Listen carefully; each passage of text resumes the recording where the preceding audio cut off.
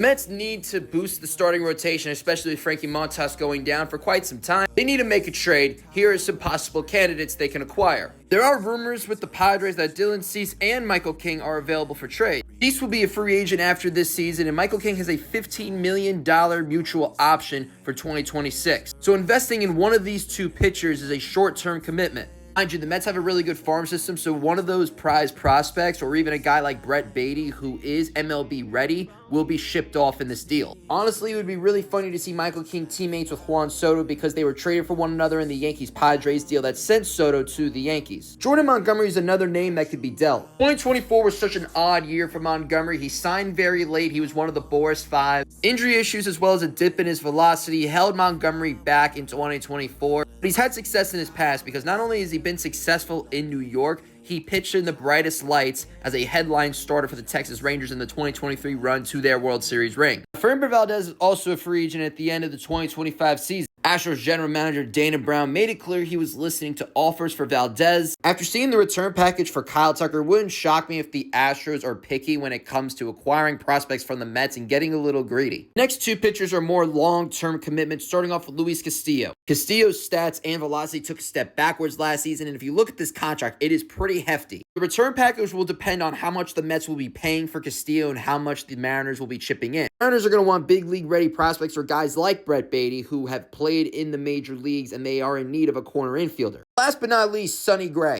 Gray might have had the most underrated season amongst any starting pitcher last year. He was second in baseball behind Chris Sale in strikeouts per nine, and his 30.3 K percentage was in the 91st percentile amongst pitchers. He's the oldest of this group, but's going to be making north of $25 million next year, and it is a team option for about $30 million in 2026, which most likely will be declined because it is a hefty price for a 37, 38-year-old arm. The only problem, he did not pitch well in New York. We saw his Yankee tenure, and it was not pretty. More MLB content as well as sports content, press that follow button. Let me know your thoughts in the comments. If you're checking in on YouTube, subscribe to the page, and thank you for tuning in.